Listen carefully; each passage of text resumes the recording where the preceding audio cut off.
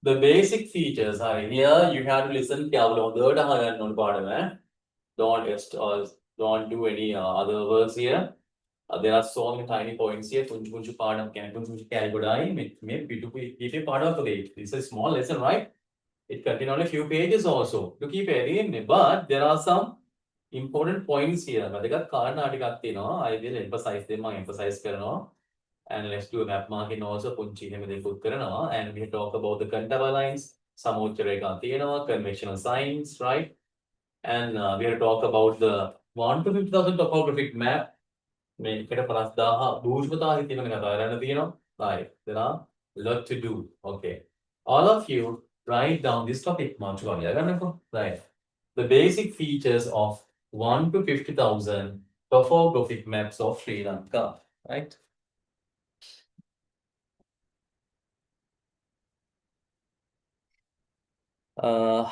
Hiruki. You got 81 for geography, health 96, civic 86. පුතේ, do you have an improvement? මම හිතනවා improvement එකක් තියෙනවා කියලා. මට කියන්න බලන්න. message එකක් දාන්නකෝ නේද?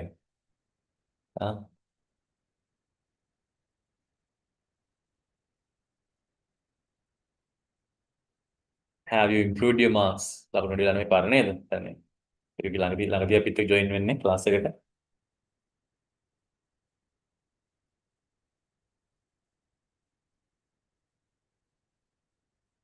Right, all of you write down the topic here. The basic features of 1 to 50,000 topographic maps of Sri Lanka.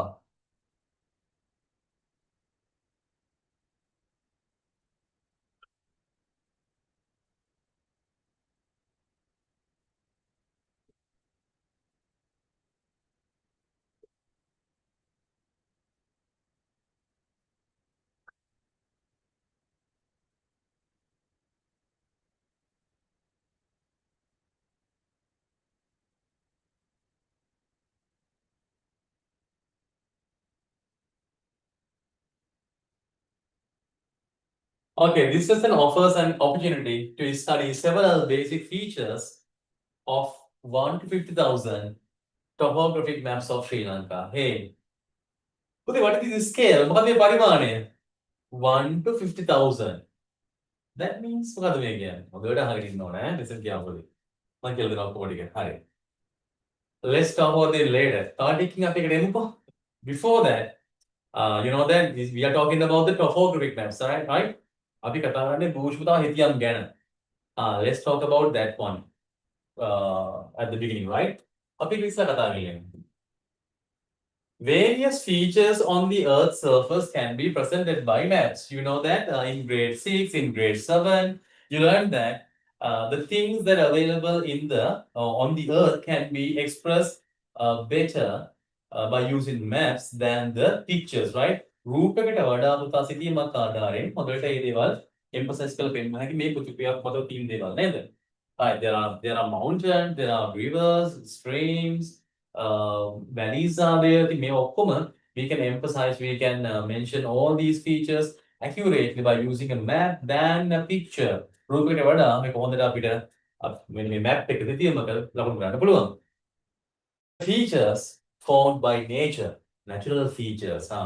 In grade 6, you learn about them. Then grade 6, you separated, you divided the topographic features into two categories. Where the භූෂ්මතා ලක්ෂණ කාණ්ඩ දෙකකට බෙදුවා. What are they?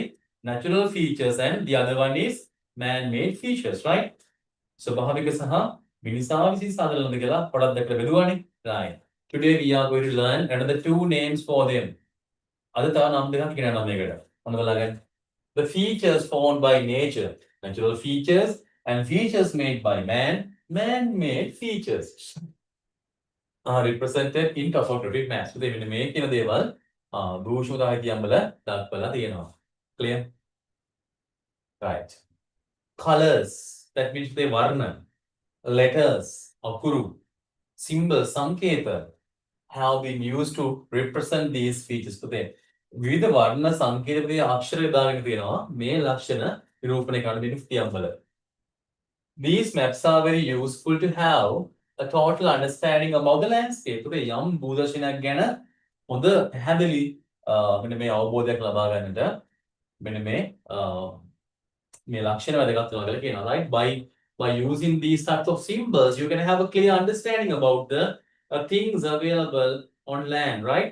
මේ භූමියේ තියෙන දේවල් ගැන හොඳ පැහැදිලි අවබෝධයක් ගන්න හැකි මේ ලක්ෂණ මේ වර්ණ by using different colors, symbols, letters you can have a clear understanding. So in each and every map පුතේ there's a key. Key කියන්නේ සුචියක් තියෙනවා. I think in grade 6 or sorry, in grade 7. In grade 7 you learn that the basic features of a map, right? ඔයා කතා කරන ඔයා ඉගෙන ගත්තා සිතියමක මූලික ලක්ෂණ. This chance is to you. දැන් මම ඔයාලගේ මහාන ප්‍රශ්නයක්. Right. මට උත්තර දෙන්න ඕන කට්ටියම. Turn on the mics and tell me. ලැජ්ජ වෙන්න එපා. ඉතින් හරි. Don't be shy. Just turn on the mics and tell me. What are the basic features of a map පුතේ? සිතියමක ප්‍රධාන ලක්ෂණ මොනවද තියෙන්නේ? In grade 7 you learn about them. මත ඉගෙන ගත්තානේ. කියන්න බලන්න. What are the basic features of a map? Keys. Very good. Then mama කිව්වා එක key එක නේද? Oh, very good. Hi, key. Another one. Directions. Very good. Directions. Another one. Scale. Very good. Another one.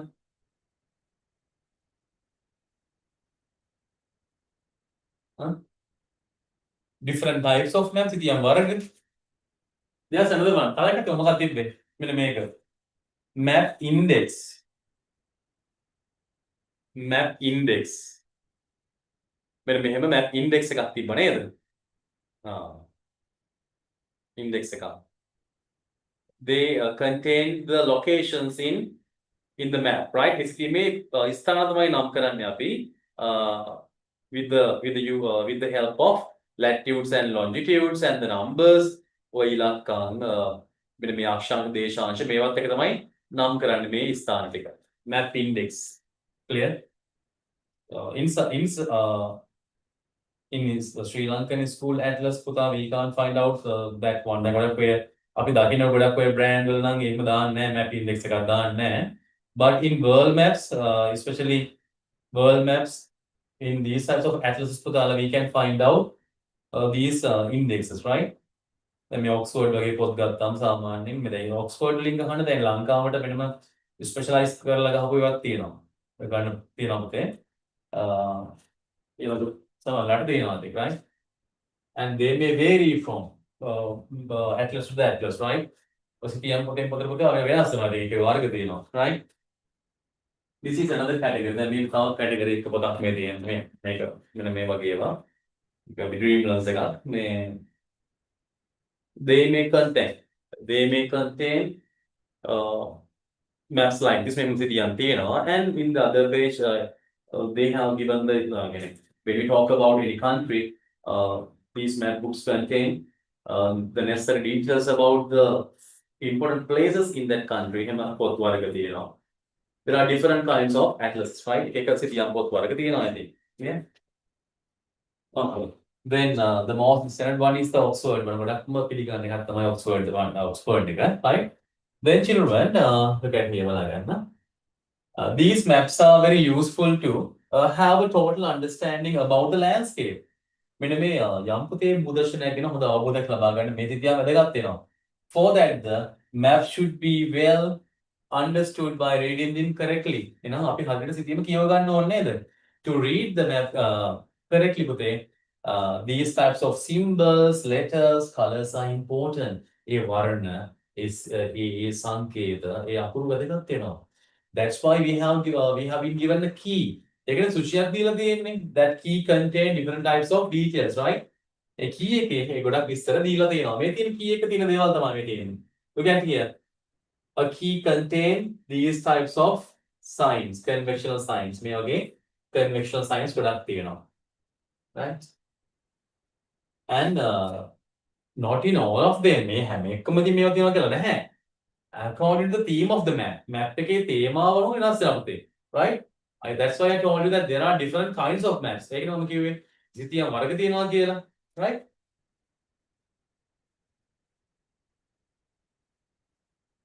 Okay. There's another work to do. Them all තවඩ තුනක් කරන්න. හරි. මට උත්තර කියන්න ඕනේ. Now you have to tell me the answers. Okay. Some features that can be seen on the land are given below. Write them under the correct heading in the table. Children, you know that when we talk about topographic features that we can see on the earth today, they can be divided as man-made and natural, right? අපි බෙදනවනේ මේක ස්වභාවික සහ මිනිසා විසින් සාදන ලද කියලා කොටස් දෙකකට නේද? So you have given some examples here. Hey, uh, you have given some examples here. Now you have to categorize them under the correct column. හරි column එකට දාන්න ඕනේ. Now you have to tell me the answer. මට ඔයාලා උත්තරේ කියන්න ඕනේ. Right? Okay.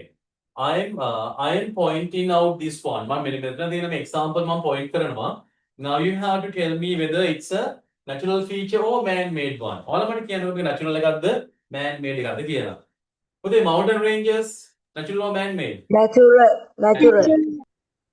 Main roads Man-made. Man-made. man-made, right. Banana market buildings Man-made. man-made. Rivers Natural. natural. Then forest Natural. natural. Tanks Man-made. man-made. Then man, if there's a word like this, මෙහෙම තිබ්බනම් එහෙම. Lakes Natural. Man-made. natural.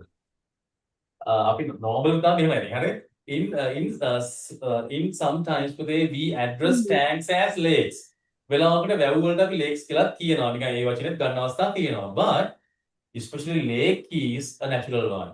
විලක් කියලා කියන්නේ ස්වභාවික දෙයක්. Clear? Not natural. ඒක අපි ගන්න ඕනේ. සමහරවිට මේ similar word එකකට lake කියලාත් අපි කියනවා. දැන් අපි කියන්නේ දැන් lake ground එක නේද? වැව රවුම කියලා අපි කියන්නේ. හරි? lake ground road අපි ඔහොම කියනවනේ. හරි. ඒ කියන්නේ ඒ lake කියන්නේ මොකද? වැව කියලා තමයි emphasize කරන්නේ.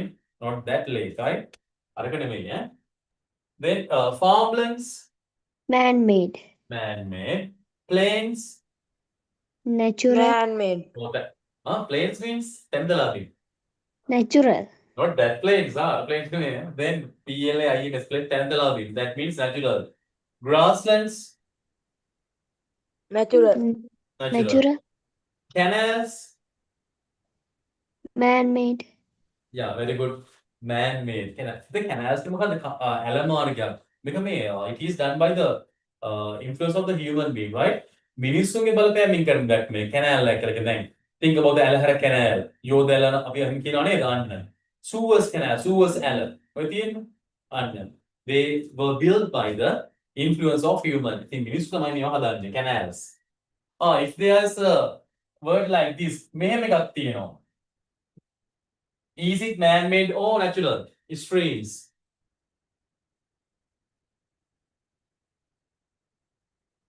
Streams. Natural. Others? Go කියන්නේ don't be shy again. Streams. Natural. ඇලදොල. ඇලදොල පුතේ ඒක ස්වභාවික කියලා අපි ගන්නනේ. Streams, right? Canals. එතන මේ කියනවා. ඒකත් ඇලක් තමයි. නමුත් ඒක වෙනයි. They were built by human being. ඒවා දන්නේ මිනිස්සු. Streams are natural ones. ස්වභාවිකව ගලන්නේ මේ ඇලදොලව. Right? Okay. Then children,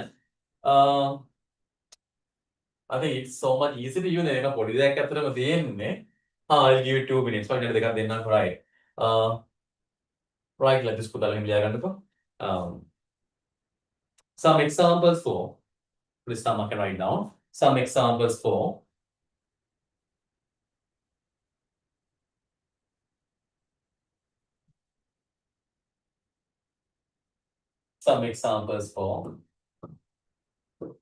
natural and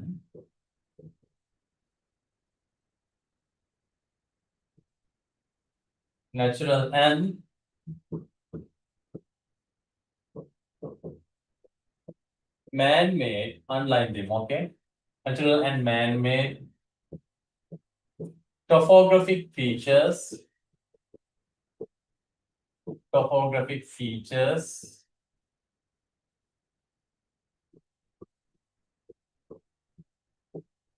that can be identified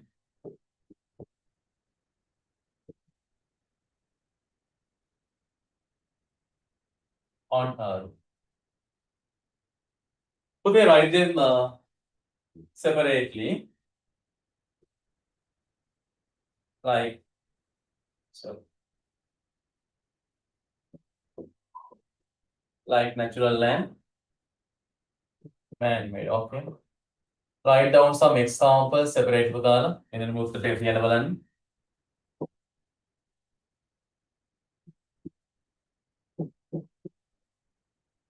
write them separately.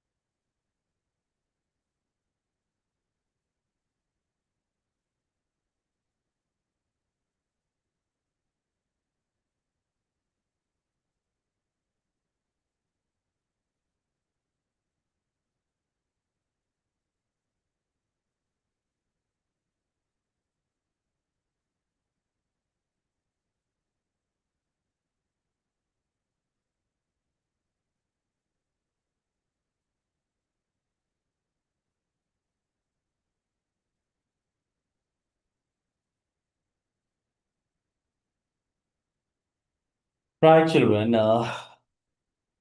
Categorize them as natural and man-made.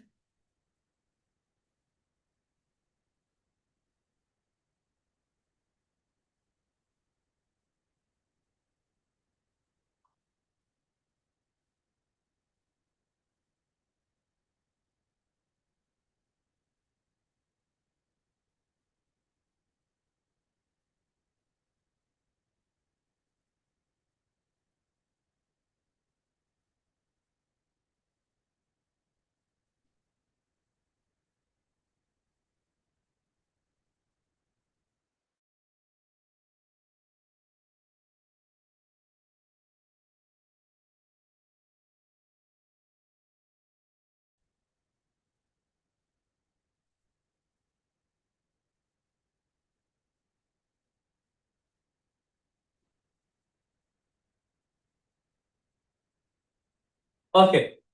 Then children, hereafter we address these natural and man-made features like this. Hey, look at the last sentence here. The natural features seen on the land are known as physical features for them.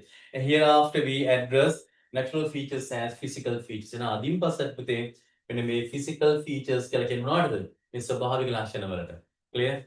And man-made features are known as cultural features. Cultural features කියලා අපි identify කරගන්නේ මොනවද? Man-made features. Clear? අන්න ඒක අපි පොඩ්ඩක් මතක කරගන්න ඕනේ. Okay, අපිට ඉස්සාම කියන sentence එක අපි ලියාගමු. And underline these two words here, right? ඉස්සාම කියන sentence and underline these two words here. The natural features seen on the land are known as physical features hereafter, right? මෙතනින් පස්සේ අපි කියනවා මේ ස්වභාවික ලක්ෂණ වල අපි කියන්නේ physical features කියලා. And man-made features are known as cultural features, right?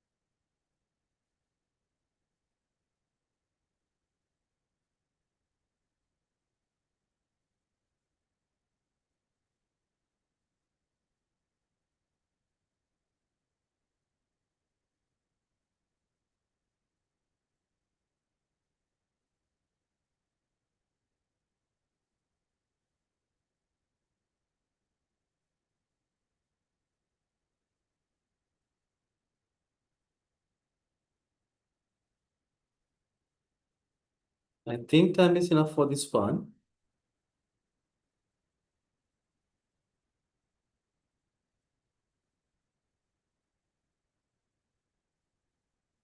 Okay. Let's put the next part. The scale and largeness of the 150,000 topographic maps of Sri Lanka.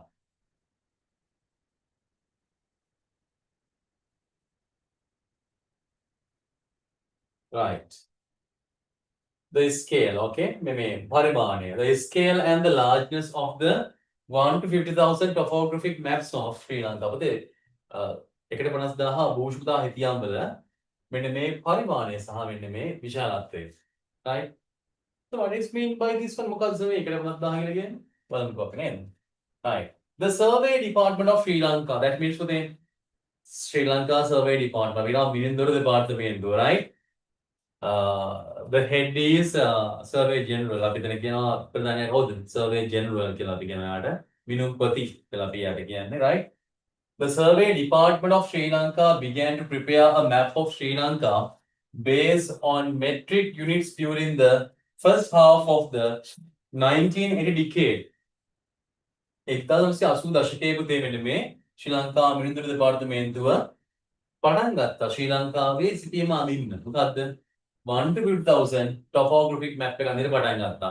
එකට 50,000 භූෂිතා හිතීමක් හරිම සිටීමක් අඳින්න පටන් ගත්තා ලංකාවේ ඒ විදිහටම එකක් අඳින්න පටන් ගත්තා, right? The scale of this map is 1 to 50,000. මේකේ පරිමාණය උනේ මොකද්ද? එකට 50,000, right? That means one unit on the map is equal to 50,000 such units. ඒ කියන්නේ පුතේ සිටියමේ එක සෙන්ටිමීටර් එකකින් එක පොයින්ට් එකකින් පෙන්නනවා සැබෑ ලෝකේ ඒ වගේ පොයින්ට්ස් 50,000, right? මෙහෙම කරමු. Look at this map. මේ map එක ගන්න ඕගොල්ලෝ, right? Think look at your textbook පුතේ. ඔයගේ textbook එක ලාගෙන පොඩ්ඩක්, right? Look at the size of the textbook. දැන් බලන්න textbook එකේ size එක කොහොමද කියලා. Look at the size here, right? Normally පුතාලා this size of a map is the මං කියන්නේ I'm talking about your textbook මං කතාරන්නේ මේ මම බෝඩ් එක දාපු එක නෙමෙයි මං කතාරන්නේ ඔයගේ textbook එකේ size එක නතරන්නේ textbook a map of this size may be drawn under the scale of this scale එන්න මම scale එක කියලා බලා ගන්න ඔය වගේ map එකක් ඔය පුංචි map එකක් ඇඳලා තියෙන්නේ මෙන්න මේ වගේ scale එකකින් 1 to approximately में आ गया वो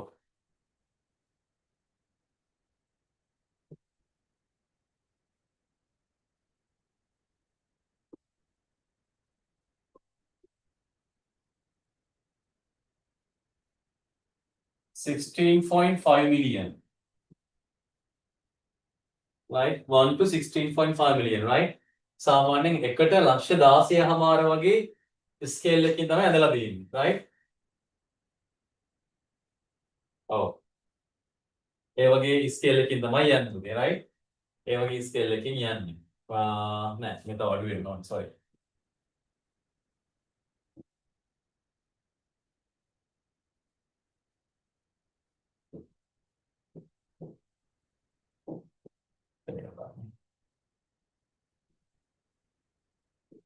Now it's okay, then have it. Then 1 to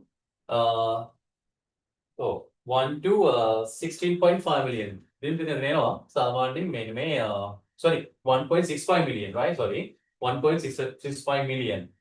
එකට ලක්ෂ 16 වගේ ස්කේල් එකකින් ඔය සිටියම ඇඳලා තියෙනවා. ඔය පුංචි එක ඇඳලා තියෙන්නේ වගේ ස්කේල් එකකින්, right? That means 1 centimeter in the real world. Sorry, 1 centimeter in the map. See, අපි ඒකට රූලක් වල ගන්න කරගෙන මම මැප් එකෙන් තියනවා. මැප් එකේ තියලා බලනවා. Right? Like this. එහෙම තියලා බලනවා ඔය. තියලා බලපුවාම දැන් හිතන්න මේ පොයින්ට් දෙකක් තියෙනවා කියලා. ලක්ෂ දෙකක් තියෙනවා අන්න. If you measure the distance between two points, right? ඔයා යම් ස්ථාන දෙකක ඔයා දුර බලනවා මේ රූලක් තියලා, right? If the If you measure like this, 1 centimeter on the map indicates 1.65 million centimeters in real world. ඔය නොකිය කියන්නේ මොකද්ද? මැප් එකේ ඔයා තියලා බලනකොට 1 සෙන්ටිමීටර් එකක් කියන්නේ සැබෑ ලෝකේ, right? සැබෑ ලෝකේ කොච්චරක්ද? 1,16,000 විතර ප්‍රමාණයක්, right? ඒ කියන්නේ ඔයා සිටියේ මේ වහට පේන්නේ සෙන්ටිමීටර් එකක් වෙන්න පුළුවන්. right? ලක්ෂ 2ක් අතර පරතරය. දැන් think about the distance between two towns. හිතන්නකෝ නගර දෙකක් අතර පරතරය එනවා මේ මැප් එකේ වා රූල තියලා බලනකොට එනවා සෙන්ටිමීටර් එකක්. But in real world හැබැයි සැබෑ ලෝකයේ ඕක වෙනස් වෙනවා, right? සැබෑ ලෝකයේ කොහොමද කියන්නේ? සැබෑ ලෝකයේ අපි කියනවා ඒක ඉන්ඩිකේට් කරනවා සාමාන්‍යයෙන් ලක්ෂ 16,000ක් විතර ඉන්ඩිකේට් කරනවා. එතකොට මේකෙන් තමයි අපි ගුණ කරලා එහෙම හදලා ගන්න ඕනේ. දැන් අපි මැප් එකේ හිතන්නකෝ සෙන්ටිමීටර් පරතරයක් එනවා. හරි, if you measure distance between two points and it indicates as 5 centimeter. හිතන්නකෝ සෙන්ටිමීටර් 5ක් වගේ ආව කියලා. You have to multiply it by 5. මේක පහෙන් ගුණ කරගත්තා නම් හරි, right? මොකද because 1 centimeter in the map indicate 1.65 million such amounts in real world. map එකේ සෙන්ටිමීටර් 1යි සැබෑ ලෝකේ මේ වගේ කොච්චරක්ද? මෙන්න මේ වගේ ප්‍රමාණයක් පෙන්වුම් කරනවා. ඉතින් ඔක තමයි ස්කේල් එකක් කියලා කියන්නේ. And according to the map උතේ the scale will differ. සිතියමෙන් සිතියමට ස්කේල් එක වෙනස් වෙනවා. clear? මම ඔය කතා කරේ ඔයාලගේ ටෙක්ස්ට් එකේ තියෙන මේ වගේ පුංචි මැප් එකක් ගැන කතා කරේ. right? මේ වගේ එකක් තමයි ඔය ස්කේල් එකෙන් ඇඳෙන්නේ. there are smaller ones, right? නැත්තම් වගේ පොතට දාන්නේ කොහොමද මේ වගේ පුංචි මැප් එකක්, right? ඒ වගේ මැප් එක උතා ස්කේල් එක සාමාන්‍ය මෙන්න මේ වගේ ගානක් එන්නේ, right? ලක්ෂ 16,000ක් වගේ. then children, in here we are going to talk about the 1 to 50,000 map. Hey, look at this value. මම දැන් මේ value එක මම මෙතන කියනවා. මම බලන්න. In this lesson, we are going to talk about 1 to 50,000 topographic maps. එකට 50,000. So much small here. මේ value ගොඩක් අඩුයිනේ. Look at this value. මේ value එක ලොකුයිනේ. මේක පුංචිනේ. Children, if the scale is somewhat high, right? If the scale is a higher value, the map is smaller. මොකද ඔලු දාගන්න මේක. Scale එක ලොකුයි නම් පුතේ map එක පුංචි. If the scale is smaller, the map is large, right? Scale එක පොඩි කියන්නේ map එක විශාලයි. Clear? Okay. Again, look at this part. I think බලා ගමු.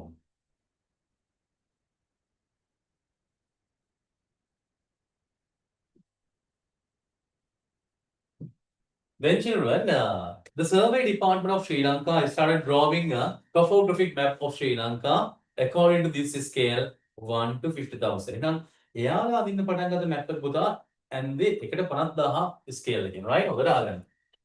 Accordingly, 1 centimeter on 1 to 50,000 topographic map is equal to 50,000 such units. Okay? ඒකනේ මොකක්ද මේ කියන්නේ? ඔයාලා right. එතන කියනවා look at it. මම මේක ඉරේස් කරගන්නවා ඈ මම ඉරේස් කරන්න දැන් මම මේ කිව්වේ ඔයාලගේ පොතේ තියෙන සයිස් එක මම කතා කරේ ඈ right පොතේ තියෙන මැප් එකේ සයිස් එක මම ඉස්සෙල්ලා කිව්වේ in here the map drawn by the survey department actually this is drawn according to this scale 1 to 50,000. That means 1 centimeter on the map indicate 50,000 such units in real world. ඔය කියන්නේ පුතේ map එකේ අපි දැන් රූලක් කියලා මැන්නොත් එහෙම සිටියම්ක point දෙකක් අතර ලක්ෂ දෙකක් අතර පරතරය මැන්නොත් එහෙම if it is 1 centimeter එතනකො නගර දෙකක් අතර පරතරය බලන සෙන්ටිමීටර් එකයි එන්නේ. That means in real world it contains 50,000 centimeter. Map එකේ සෙන්ටිමීටර් එකක් වුණාට සැබෑ ලෝකෙ මේ අපි ජීවත් වෙන සැබෑ ලෝකේ සෙන්ටිමීටර් 50,000. පුතේ convert මම මේක උත්තරේ කියන්න හැමෝම film dance for this question. Convert 50,000 centimeter into kilometers. How about the value today? 50 Sorry? kilo. 50 kilometer. Wrong. Any other answer? It's about maths. Maths is a question. 0.0.0 0.5 kilometer. 0.5 kilometer, right? Okay, but that means 1 centimeter on this map. Then we are talking about this scale, huh? Puthe sitiyan thiyena එක scale වලින් තියෙනවා, right? In this session we are talking about this scale. මේක හිතීම ගැන කතා කරන්නේ. හරිද? දැන් මේ බලන්නකො the map that contain in your textbook looks like this. ඔයාලා පොතේ තියෙන සිතියම ගත්තාම ඒක පුංචි එකක්. Right? The scale is much high. ඒක ලොකු දැවැන්ත scale එකක් තියෙන බලන්නකො. 1 to 1.65 million centimeters, right? ඔන්න ඒකට ලක්ෂ 16මාරක ලොකු වැලියු එකක් කරන් තියෙන. ඒ කියන්නේ the map is too small. map එක පුංචි වෙලා ඒ හින්දා. But look at here 1 to 50,000 එකට 50,000නේ. Then 1 centimeter in the map indicate 50,000 such units in real world. එහෙනම් map එකේ සෙන්ටිමීටර් එකක් කියන්නේ සැබෑ ලෝකේ සෙන්ටිමීටර් 50,000. That means 0.5 kilometer. නොකිය කියන්නේ කොච්චරද? කිලෝමීටර් භාගයක්. එතකොට අපි කියනවා මීටර 500ක් නේද? Right. Now tell me the values here. දැන් මට මේ ගණන් ටික කියනවා කට්ටියම. If two points, right? Then if we measure the distance between 2 points like this, අපි දැන් මෙතන මෙන්න මේ point දෙක පරතරේ මයින්නවා. හරි දැන් නගර දෙකකට පරතරේ. අපි ගමුකෝ නගර දෙකක්. හරි. There are two towns here. The distance between these two towns are අපි ගමුකෝ 2 centimeter. The distance between these two towns are 2 centimeter. දැන් නගර දෙක අතර පරතරය සෙන්ටිමීටර් 2යි. Right? මේ map එකේ. Now you can convert it into kilometers. දැන් හොඳ පුතාලා වගේ මට මේක කිලෝමීටර්ස් වල හරවලා පුතේ කියන්න බලන්න. 1 centimeter indicate 50,000 centimeter. දැන් map එකේ මෙන්න මේ scale එකෙන් දුව map එකේ පුතේ 1 centimeter indicate 50,000 such units. ඒ කියන්නේ 0.5 kilometer. සාමාන්‍යයෙන් map එකේ සෙන්ටිමීටර් එකක් කියන්නේ සැබෑ ලෝකේ කිලෝමීටර් භාගයක්. එහෙනම් 2 centimeter කියන්නේ පුතේ කොච්චරද ඇත්ත ලෝකේ? In real world it is how many kilometers? 1 kilometer. 1 kilometer. Very good. Kilometer එකක්. Another question. තව එකක් මම අහන්නම්. The distance between 2 points or distance between 2 towns is 10 centimeter. දැන් ඔන්න අපිට හම් වෙන නගර දෙකක් තියෙනවා. පරතරය කොච්චරද? 10 centimeter, right? සෙන්ටිමීටර් 10යි පරතරය. Then children convert it according to the map. එහෙනම් map එක අනුව දැන් අපිට ආව 10 centimeter. එහෙනම් අපි convert කරමු. Let's convert it into real world. සැබෑ ලෝකෙට convert කරන්න බලන්න නම් 5 kilometer. 5 kilometer. Kilometer 5. Another one, right?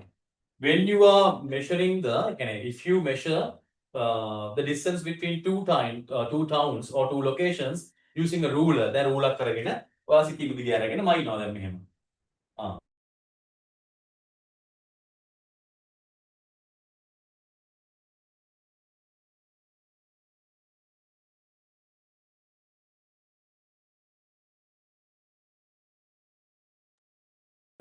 Sorry, මේ සෙන්ටිමීටර් 30ක් එනවා. Sorry.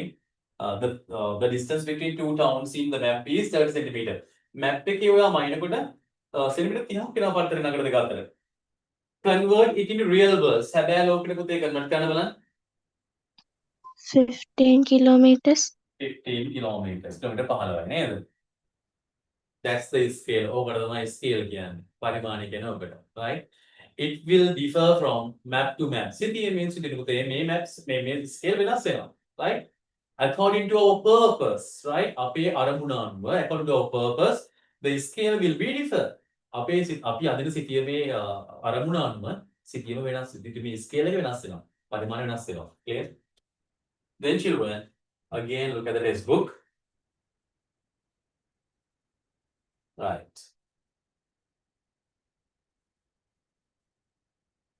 Then accordingly, 1 centimeter on 150,000 topographic map is equal to 50,000, or else we can say 0.5 kilometer in distance, right? A distance of 1 kilometer on land is shown by 2 centimeters on the 1 to 50,000 topographic map එනම් centimetre දෙකකින් තමයි පුතේ map එක centimetre දෙකක් කියලා කියන්නේ සැබෑ ලෝකේ කිලෝමීටර් එකක්. Right? The correct distance between two places on the map can be that can be found using this scale. එහෙනම් මේ පරිමාණයෙන් අපිට යම් ලක්ෂණයක් අතර පරතරය හරියටම හොයාගන්න පුළුවන්. Clear?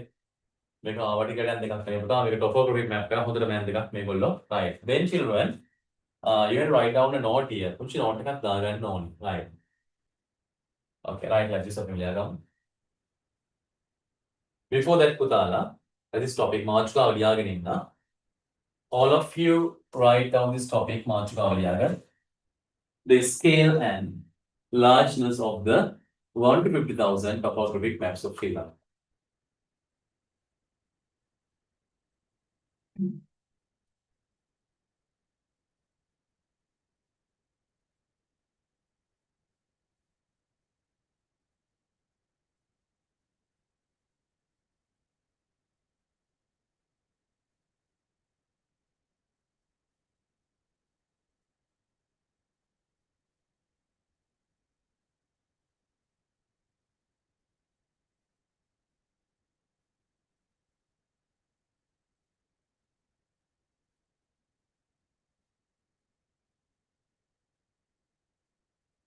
Right.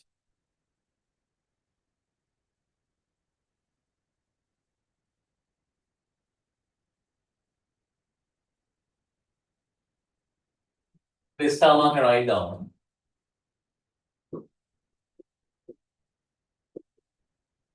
According to the purpose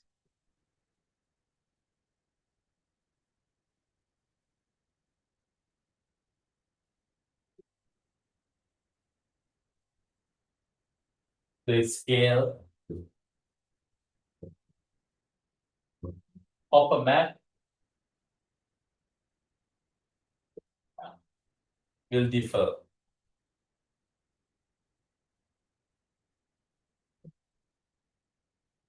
Right.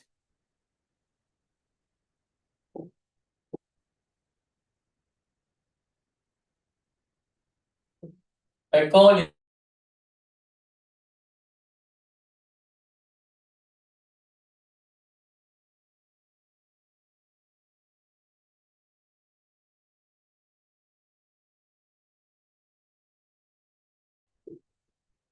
map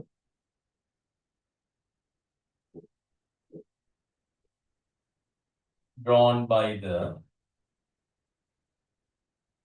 Sri Lanka Survey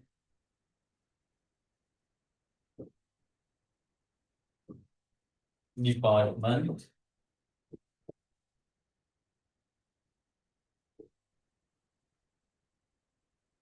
according to the 1 to 50,000 topographic map drawn by the Sri Lanka Survey Department.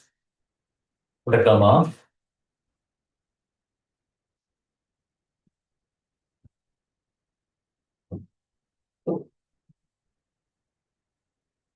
One centimeter on the map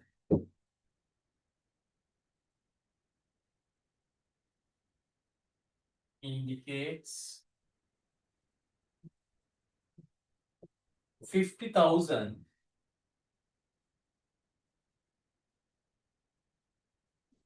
in brackets 0.5 kilometers, right? 1 centimeter on the map indicates 50,000 such units in real world. Okay, not writing this one. Sorry. 50,000. Just correct me if 50,000 such units in real world. Last. Shall I raise them? Shall I raise the first sentence here? Okay, let's come another. Shall I? I think all of you have brought this one. Okay.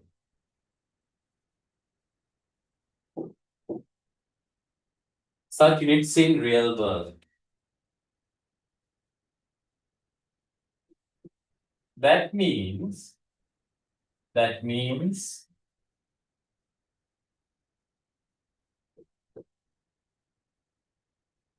1 centimeter indicates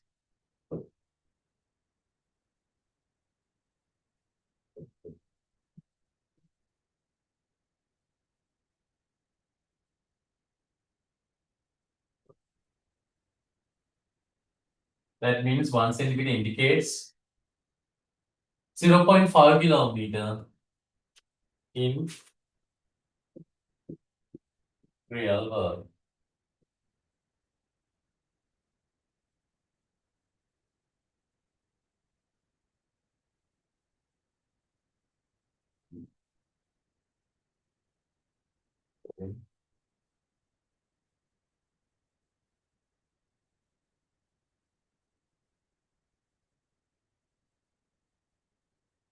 Oh, it is. So I read it's fine. That means 1 centimeter indicates 0.5 kilometer in real world. Something happened. Then that means 1 centimeter indicates 0.5 kilometer in real world.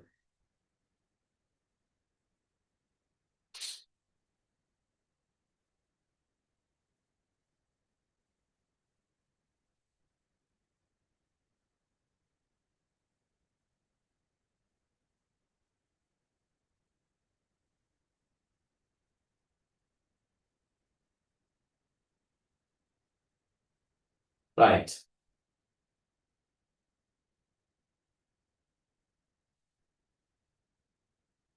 Accordingly,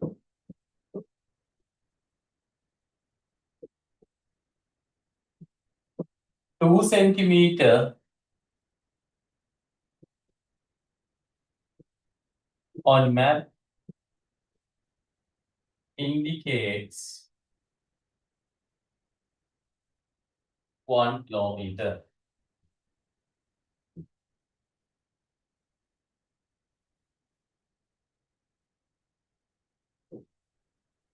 Accordingly, 2 centimeter indicates 2 centimeter on map indicates 1 kilometer.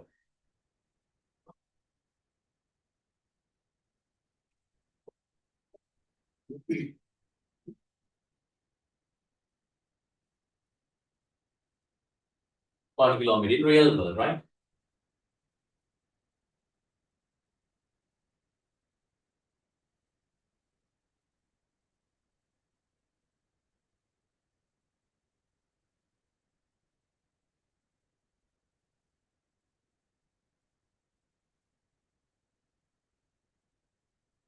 Right. So they again look at the textbook here. Right. I think it's time to move towards health now. On next day we can talk about the rest part, okay? Itu කොට සප් invest එක කතා කරමු මේ කොටස. Right. Then all of you take out your health books and get it දාලා අපි health වලට යමු එහෙනම්. On next day we can complete the rest part, okay? Right. There are so many discussions in සාකච්ඡා කරන දේවල් වැඩි geography වල, that's why. Within few days we can finish the syllabus. දවස් කීපකින් අපි syllabus එකත් ඉවර වෙනවා.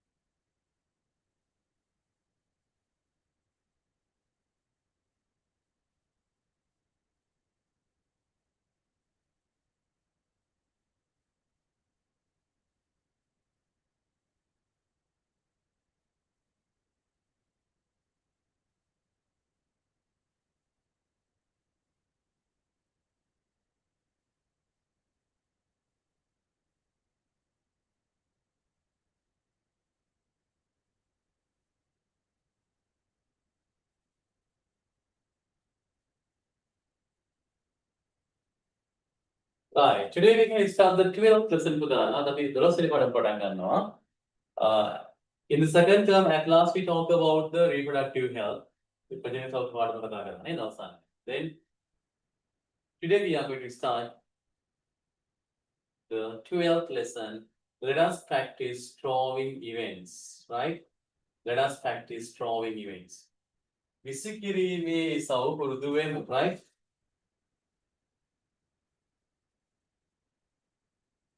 Let us practice drawing events. Unit number 12.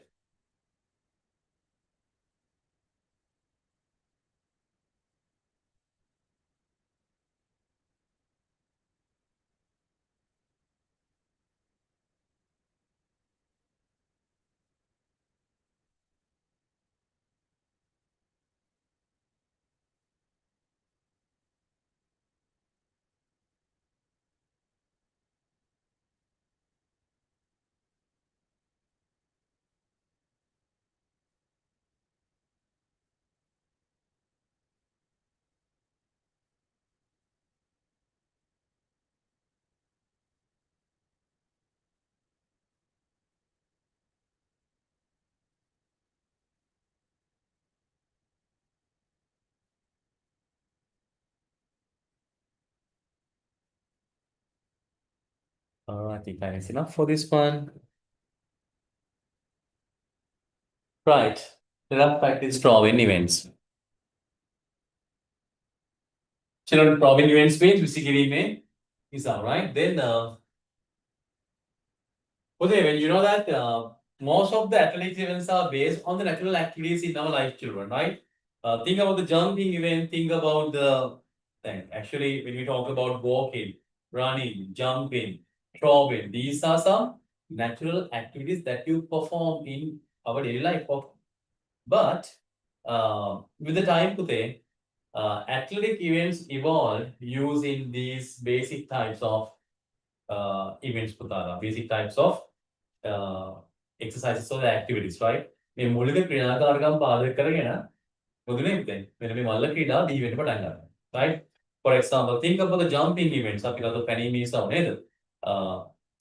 Long jump, high jump, right? Pole vault, likewise. Okay, then and triple jump also. Then children think about running events. There are so many running events here. Walking events are there. Race walking, for example, race walking. තරඟ දිවීම කියලා අපි කියන්නේ. Sorry, තරඟ ඇවිදීම කියලා අපි කියන්නේ.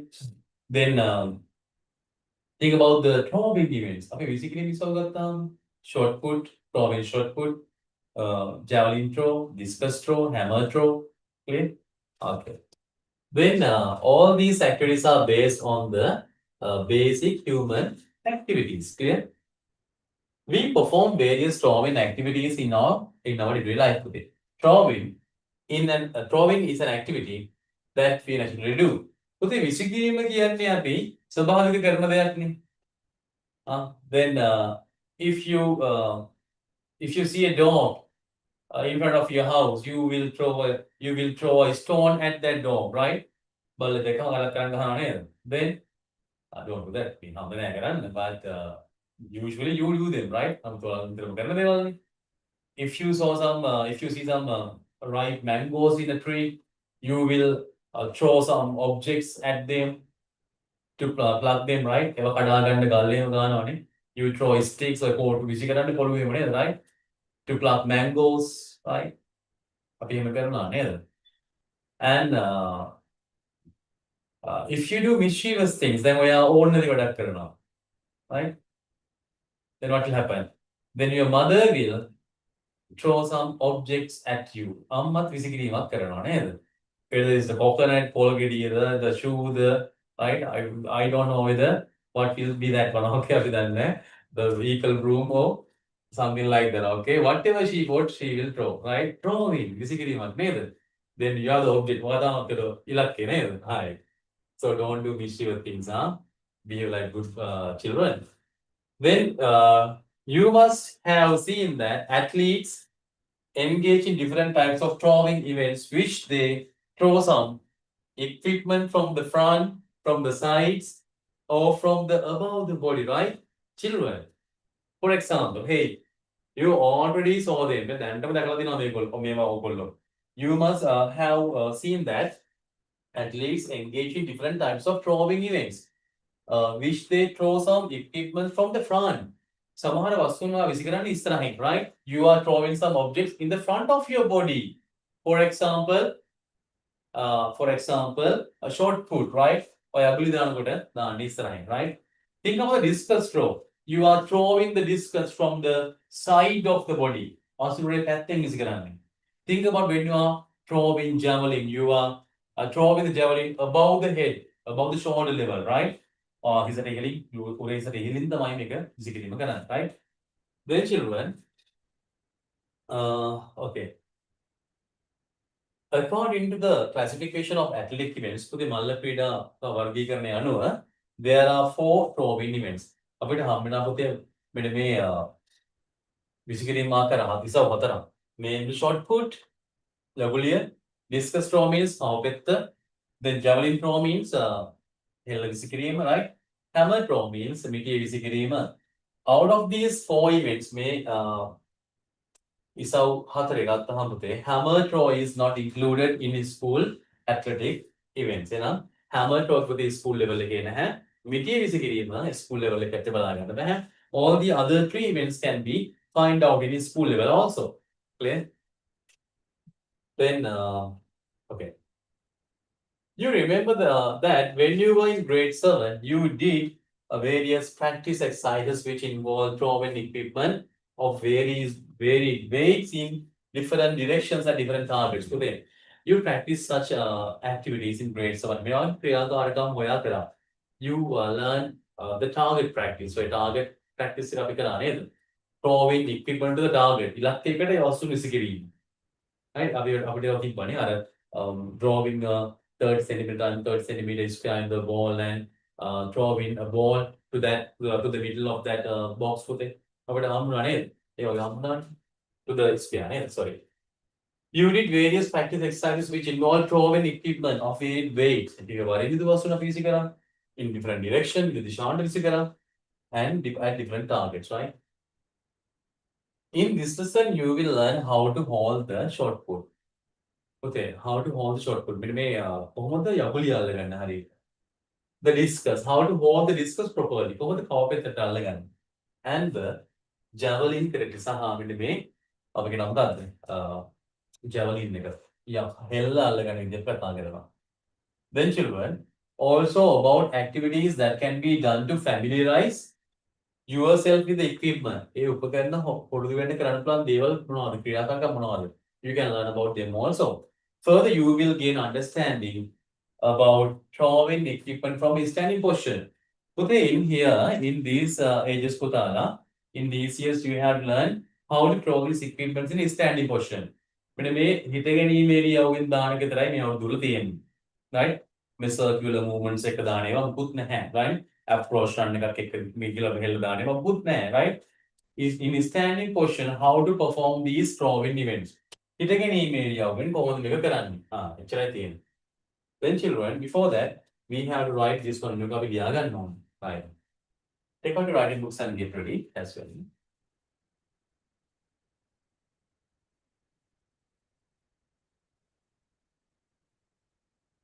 Put a star mark and write down.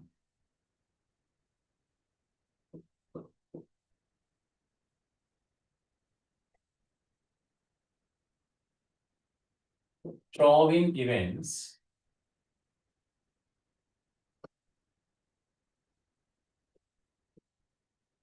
Throwing events that comes under the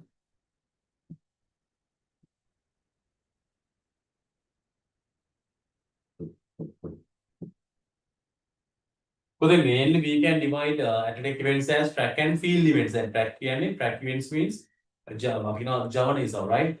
The field events mean PT. So jumping events, throwing events, then throwing events that comes under the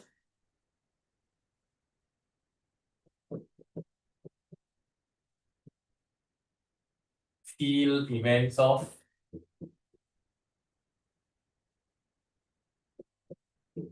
athletics, field events of athletics.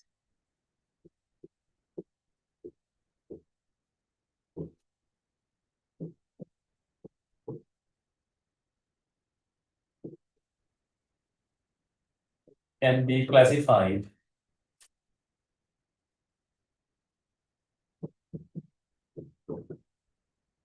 into four main events.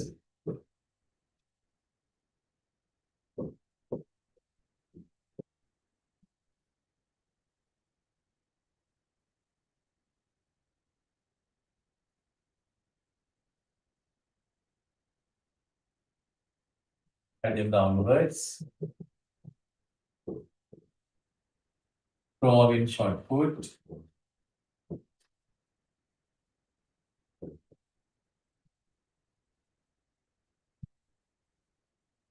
Discus throw.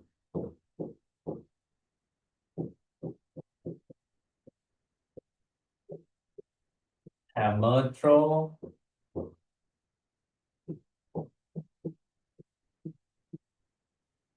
Javelin throw.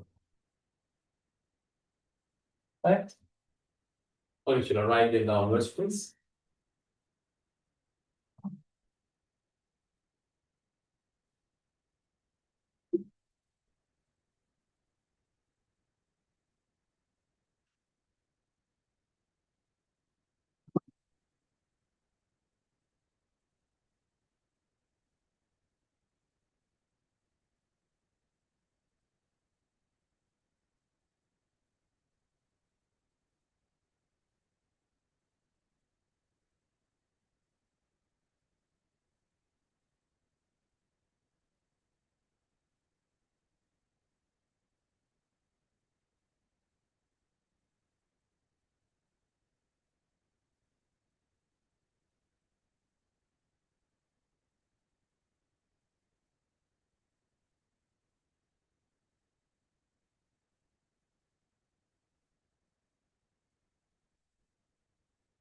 Let's try them, children.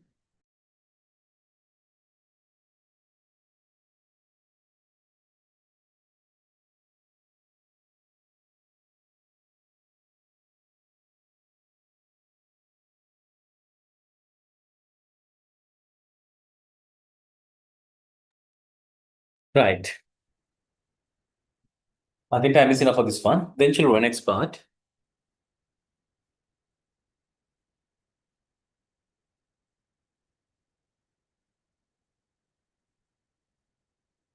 Okay.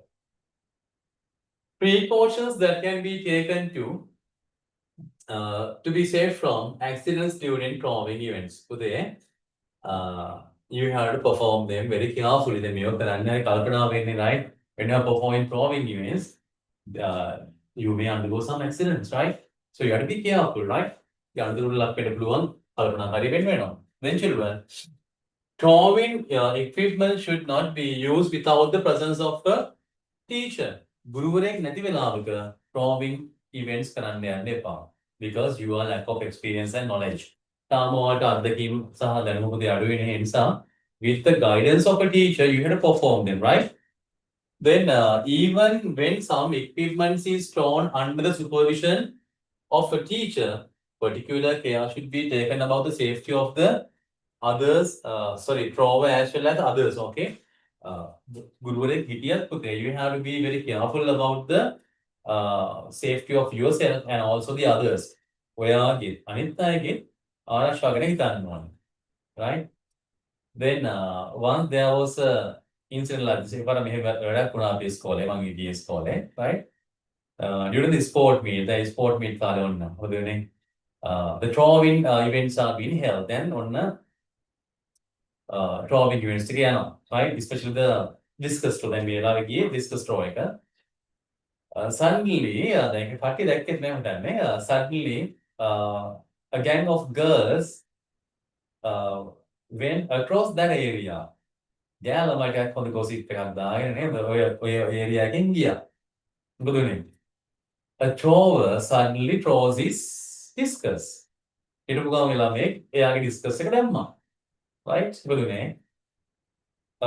The discus was hit on the head of a girl. Girl discuss. She was fainted, killing fainted. Right? She was hospitalized, killing hospitalized. So dangerous, huh? And think about when throwing javelin, the hell that go over there. If you stay near the infant, what will happen? They will stuck in you. Just like the films, right? Bahubali films right? So you have to be careful, na? What is hanging on it? Then children, right?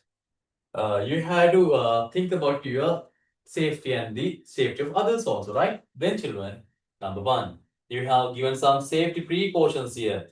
What you should, what you have to consider when you are throwing these throwing equipments, right? Number one, it is compulsory that throwing be done under the supervision of a teacher. Okay, throwing should be done under the supervision of teacher. Teacher කෙනෙක්ගේ supervision යටතේ තමයි මේක කරන්න ඕනේ. And they will give you the proper guidance. ඒ හරි මඟ පෙන්වීම, or they how to hold it, how to throw it well, right? ඒ ඔක්කොම කියලා දෙයි. Then children, number 2. Carrying equipment into the playground and taking them back from the playground should be done carefully. Hey, then ground එකට ඔයා මෙන්න මේවා අරගෙන එනකොට සහ and when you are taking them away from the taking them back from the ground should be done carefully. Ground එකට මේ drawing equipments දිනනකොට සහ ආපහු අරන් යන්න කල්පනාවෙන් අරන් යන්න ඕනේ. Right? And think about the short put, right? The heaviest one. If you accidentally drop it, what will happen?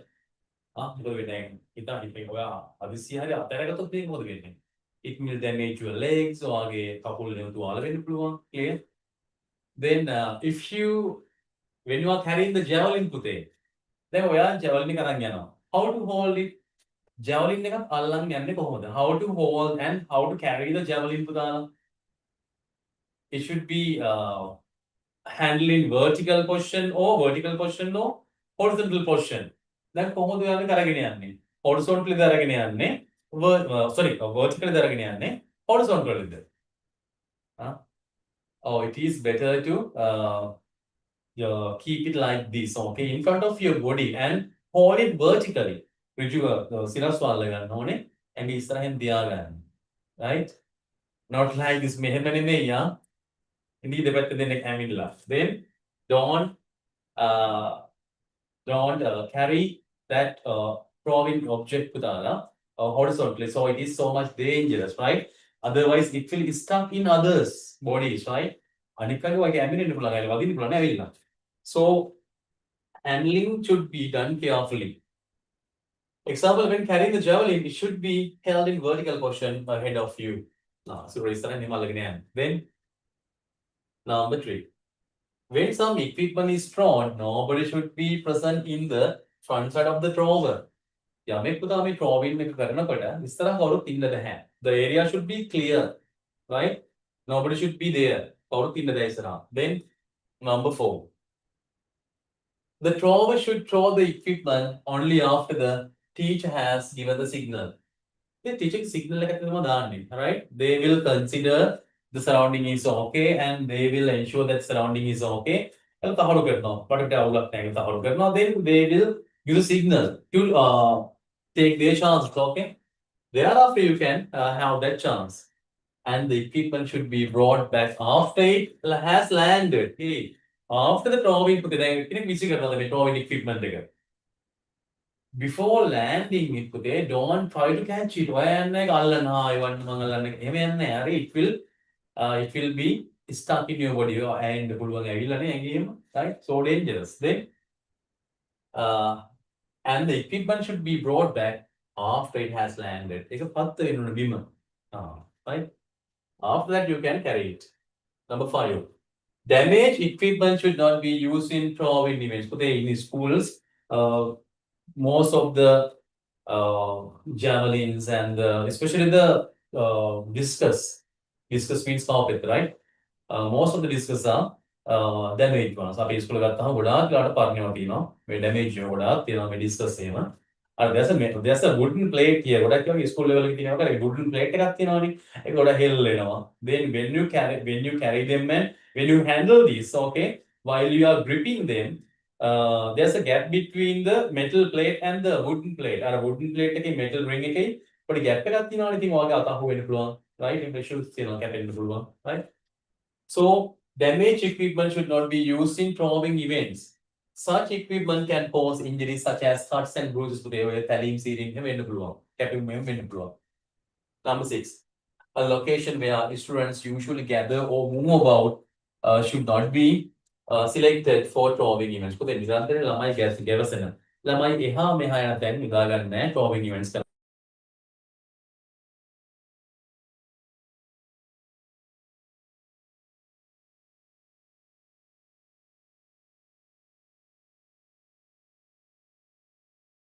Take them whenever one wishes, right? Okay, තමන්ට පහසුවෙන් ගිහිල්ලා ගන්න පුළුවන් ආරක්ෂිත තැනක පිටි තියෙන්න ඕනේ, right? Then think about the short put. If you keep it in a higher place, what will happen?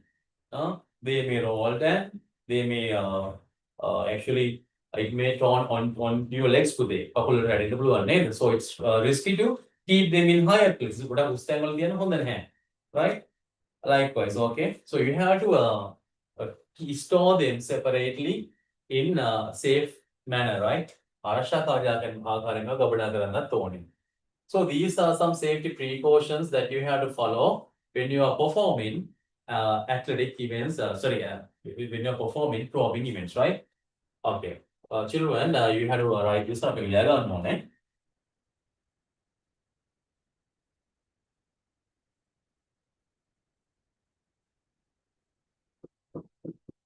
Some precautions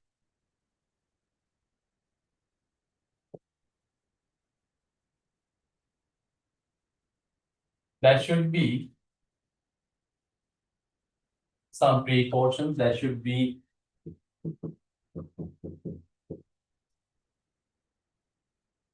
taken to minimize accidents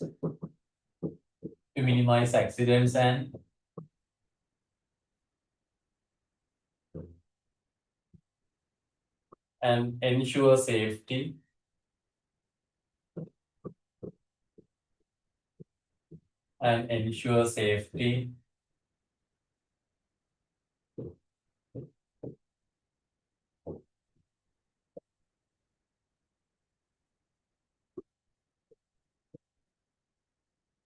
when performing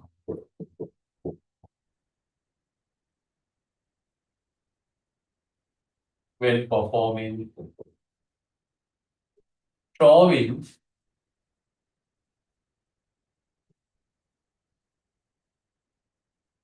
events. When performing probing events.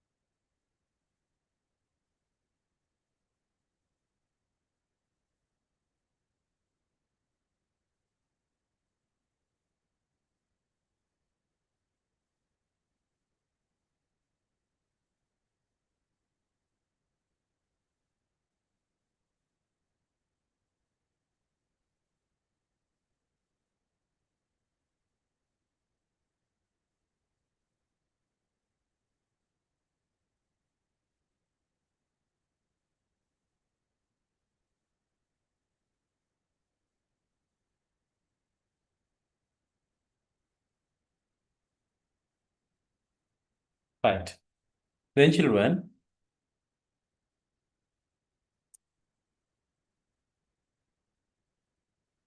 you can write some precautions out of them. You can write down some precautions out of them. You have given 7 precautions here today.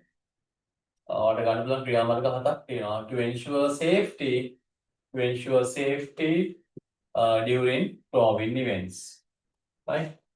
At least write 4 out of them. අපි හතරක් ලියා දාමු. At least write 4 out of them.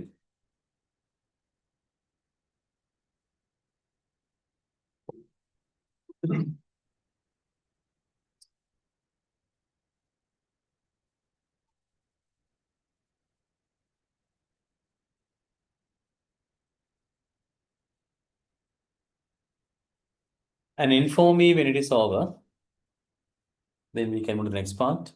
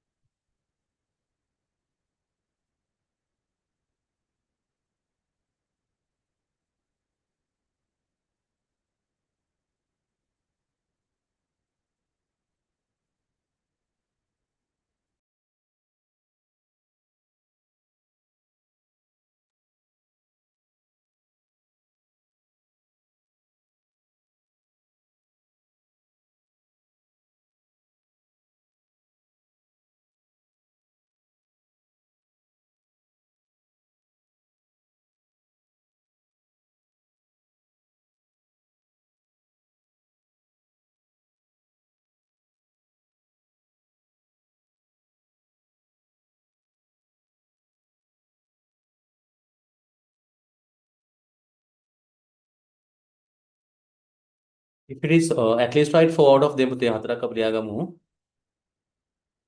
If it is so, please inform me.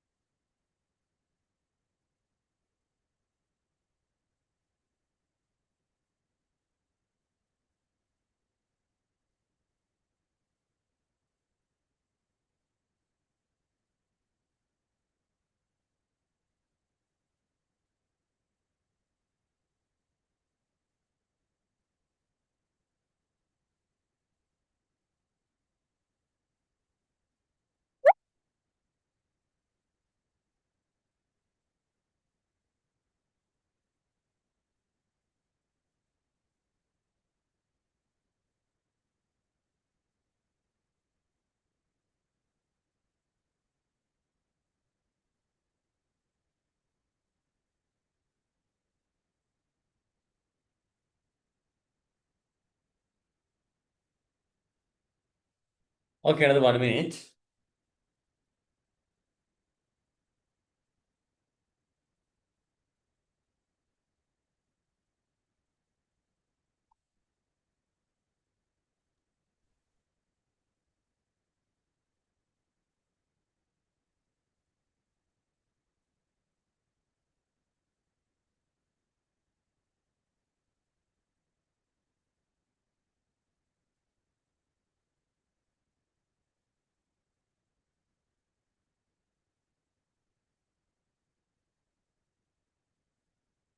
Right, time is enough, I think. Time ඇති කියලා. Then let's put the next part, children. We can also යමු එහෙනම්. Okay, right.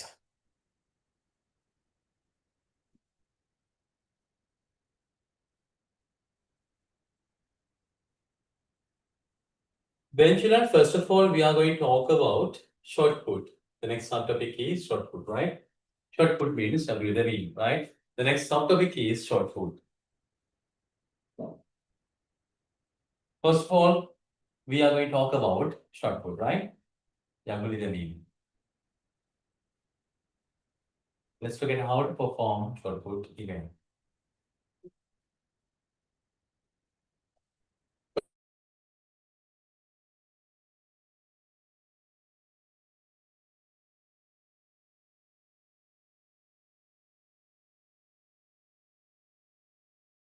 Further, by improving, by mastering the strength, ශක්තියකින් දේ වැඩි කරගෙන, momentum හොඳ ව්‍යාවර්තයක් එක්ක නේද? And coordination හොඳ සමාජයක් එක්ක. you have to perform it, right? මේ ඔත් එක්ක තමයි perform කරන්න ඕනේ. You have to improve these types of skills necessary for a shot put event. Which are the aspects of physical fitness? ඉතින් මේවා physical fitness aspects නේ. ඔය coordination එහෙම කියලා කියන්නේ නේද? Right? අපි වෙනම කතා කරනවා. Out of all throwing equipment, the shot put is the heaviest. බරින් වැඩිම කොට උපකරණය මොකක්ද එහෙනම්? මෙන්න මේ shot put තමයි. Out of the all throwing equipments, basically මේ සව අතරින් බරින් වැඩිම එක. Right? Then children, put a star mark and this one අපි ගියාවෙමු එහෙනම්. Put a star mark.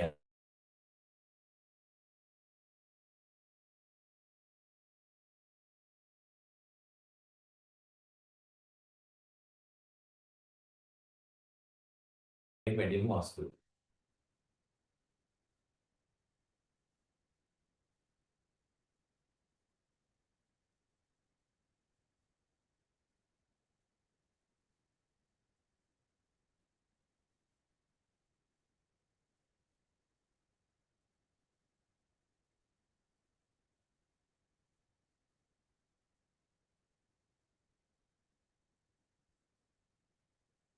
Okay, children, the next part.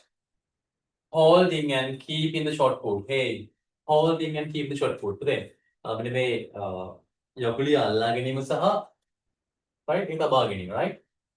Hey, it is in most of the exams today, you have been asked to draw and with the help of illustrations, you have to explain how to hold the shot put. ඔයා කොහොමද යකුලිය අල්ලන්නේ කියලා explain කරන්න ආව exam එකේ. So you have to practice this one. ඒක පාඩම් කරගන්න වෙනවා. Clear? මම බලගන්න. Holding and keeping the shot put. Okay. Look at the first sentence here. When holding the shot put, it should be held at the base of the fingers, so that it does not touch the palm. පුතේ මෙන්න මේ පිටනවා base of the fingers, right? අපි මම පොඩ්ඩක් perform කරලා ගෙන්නන්නම්. Wait. ඒ තරම්ම නස්සන්න නැහැ මෙන්න මේ මාදිකා. වොලිබෝල් එකක් කරනවා මම පෙන්නන්නම්. මෙන්න මේ base එක, right? මෙන්න මේ අපි මෙන්න මේ කියන දැන් මේක තරම් ලොකු නැහැ නේ මේ short put එකේ. මේ base එකෙන් මේ ඇඟිලි වල මේ පුතේ මේ මුල, right? මේ base එකෙන් තමයි මේක අල්ලගන්නේ අපි, right? Not palm. Palm එකෙන් නෙමෙයි අල්ලෙන්නේ නෙමෙයි අල්ල touch වෙන්නේ නැහැ. මෙන්න මේ base එකේ මෙන්න මේ විදිය, right?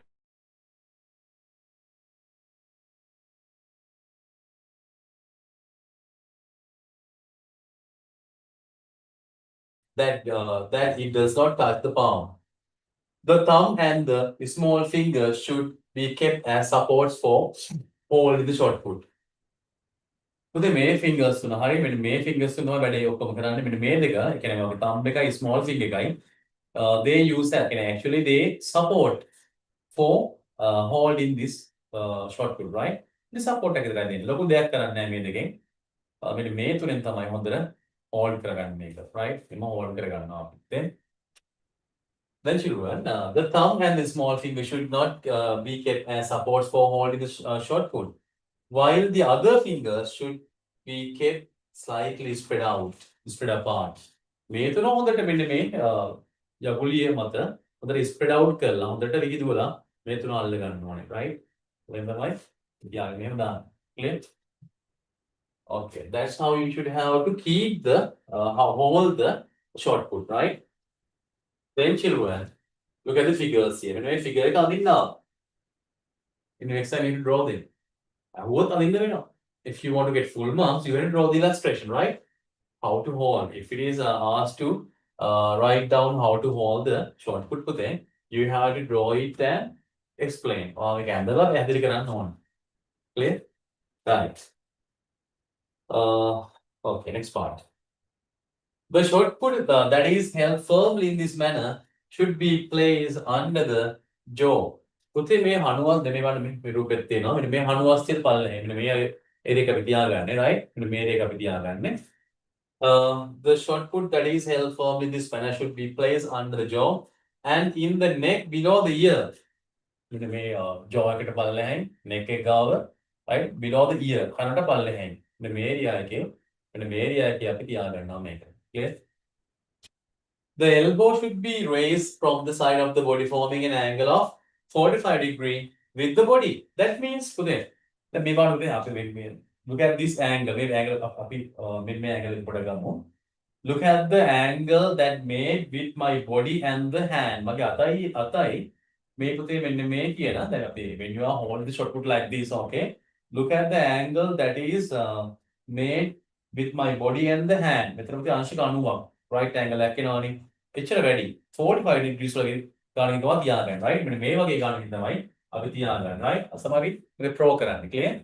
මෙන්න මේ වගේ angle එකකින් මෙන්න මේ වගේ 45 degree වගේ angle එකකින් අපි තියාගන්න clear. Then children, the elbow should be raised from the side of the body, forming an angle of 45 degree with the body, right? That is the thing that you have to emphasize here. Draw the figure and you have to mention the details here, right? Then children, of this question, Prashna Kapiliyagamu.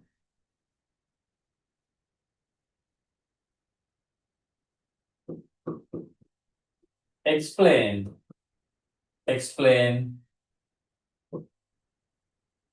how to hold the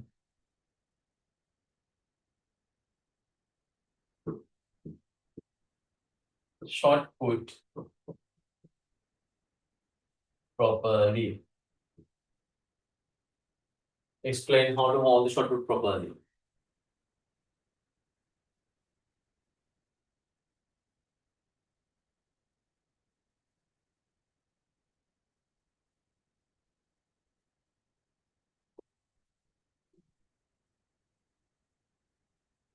Explain how to hold the short put properly.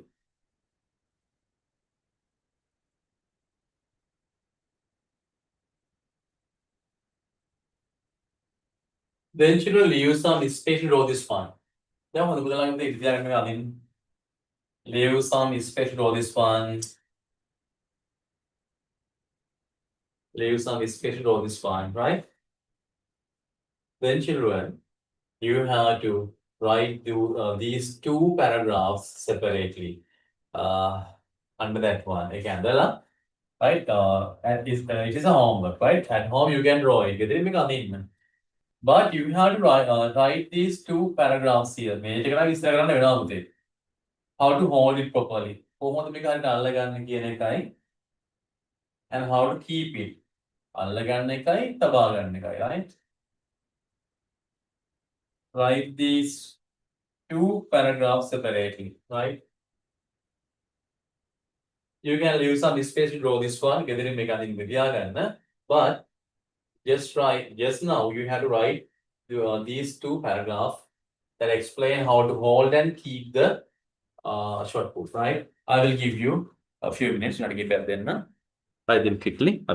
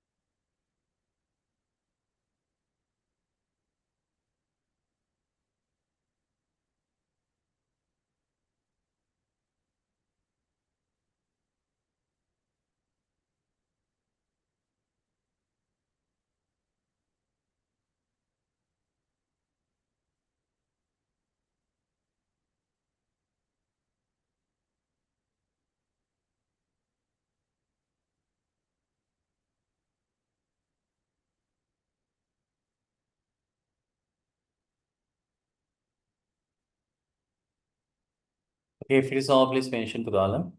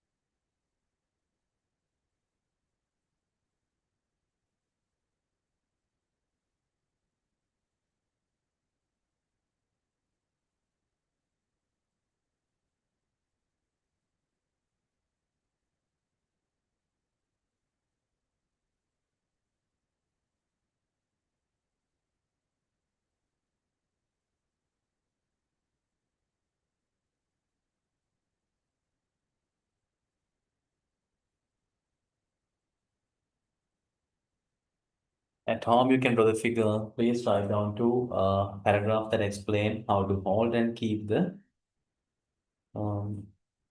short put.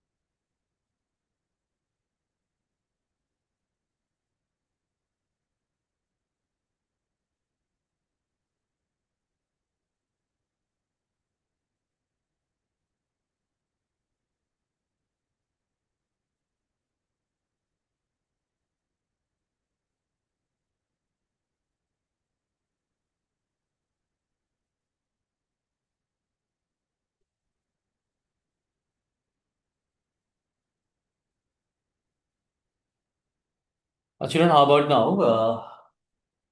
Do you want more time?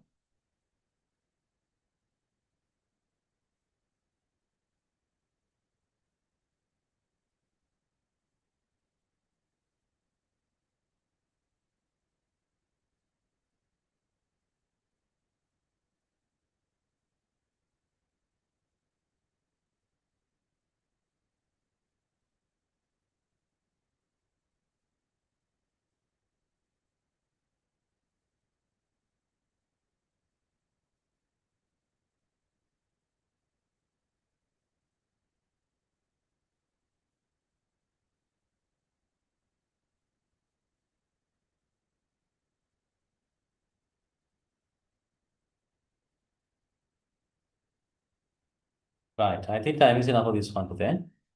Okay, next part. අපි යමු ඊළඟ කොටසට. Right.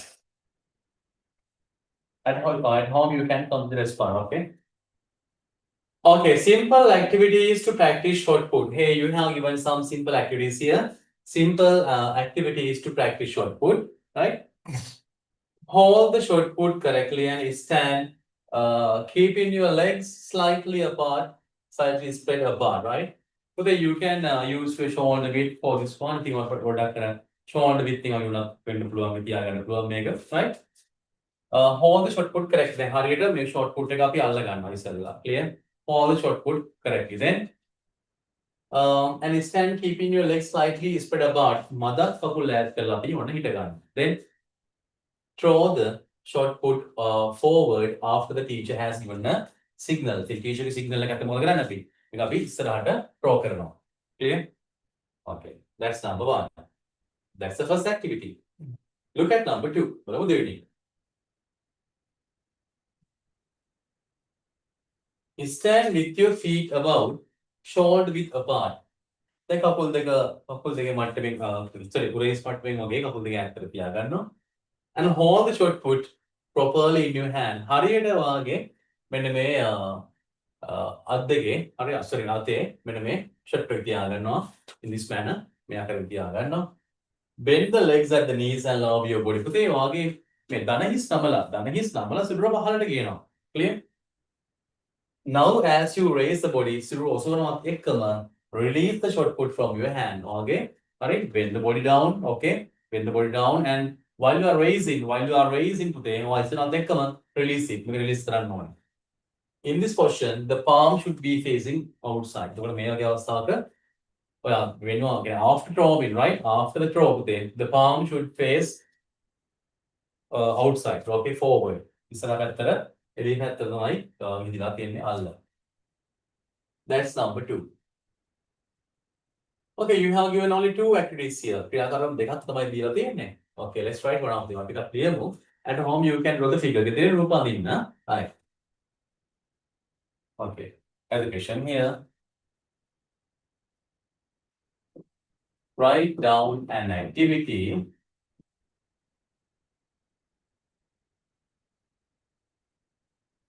Write down an activity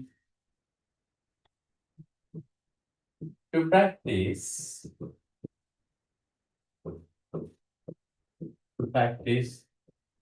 short put. To practice short put. Write down an activity to practice short put.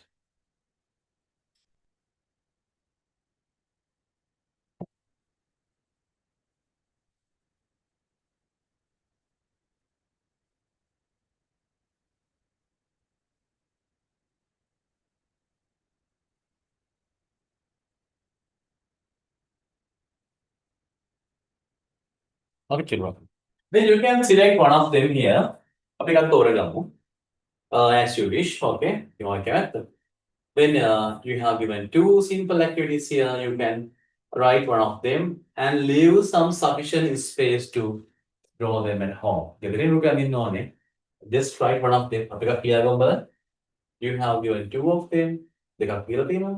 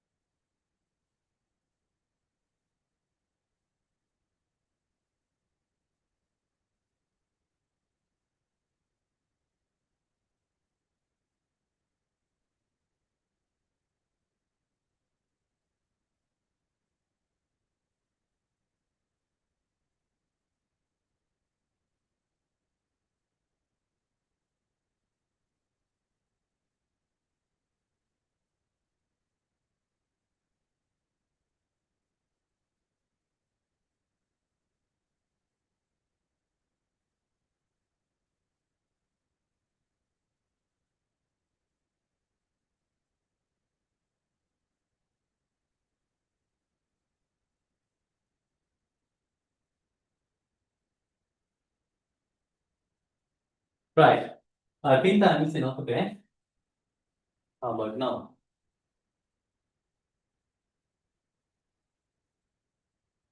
Okay. Then children, the last part here. Drawing the shot put being a standing position. I told you that in these grades, Pudana, you have to learn only this pattern or the method, Pudana. Drawing only by being in standing position. It again area of right? In higher grades, you cannot learn about the other methods. Drawing the shot put being in standing position. Sitting any area of right? Look at the first point here. The shot put should be held in hand properly. පුතේ අතේ හරියට මෙන්න මේක අපි තියාගන්න ඕනේ, right? You should have to hold it properly. Clear? අපි අල්ල ගන්න ඕනේ. Then next one. The feet should be kept about shoulder width apart. මෙන්න මේ උරහිස් මට්ටමේ පරතරයකින් අපි කකුල් දෙක තියාගන්න ඕනේ. Clear? Then number 3. Bend the knees slightly and turn the upper body clockwise, right? මෙන්න මේ bend the just wait for my dark.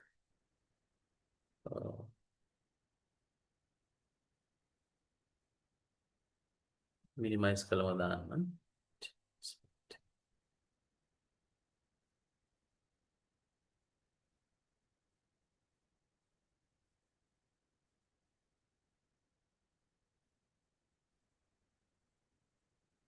Right. Zoom out කරමු පොඩ්ඩක්.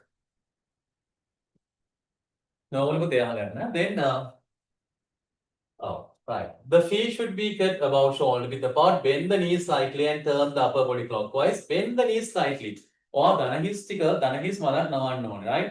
ධනහිස් මදක් නවන්න ඕනේ. And එතන කියනවා bend the knees slightly and turn the upper body clockwise. So මේ සිරුරේ උඩ කොටස පුතේ මෙන්න මේ අපි කියනවා පුතේ මේ clockwise, right?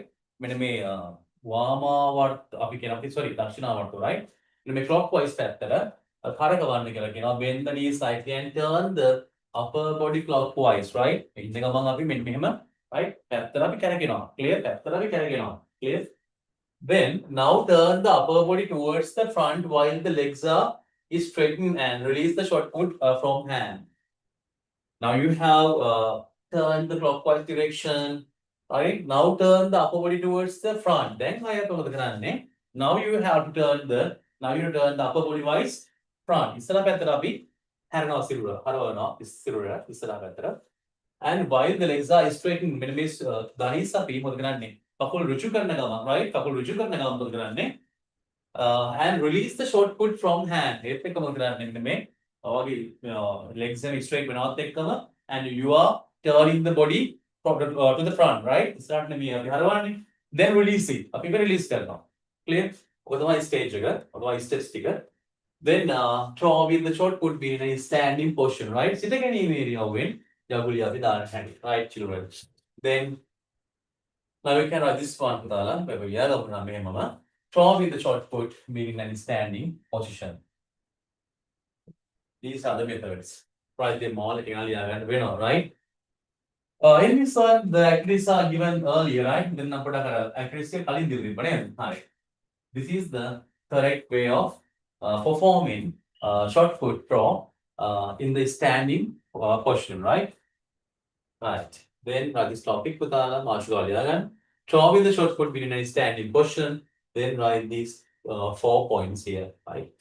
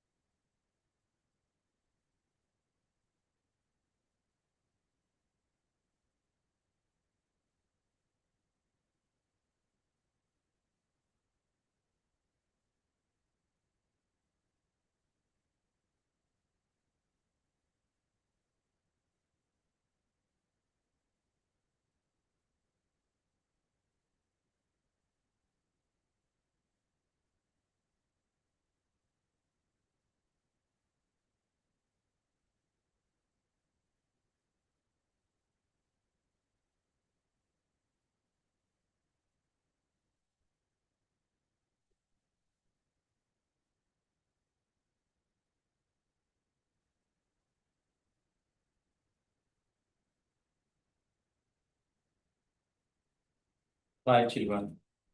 Then on next day we can talk about throwing the discus, and after that we can move towards throwing the javelin, children. I think most probably on next day we can finish the lesson also. Then children, I think the lesson is clear to Mahajana, right? Then okay. Okay, if you receive the marks from the term test, please put them to me with them at A1 and you can put the photographs of your papers also. All the marks right? Verify then you can have the gift at the end of this month. May myself stand all gift clear? Okay, children. Then there are some homeworks to do. Homeworks are currently on it. So please.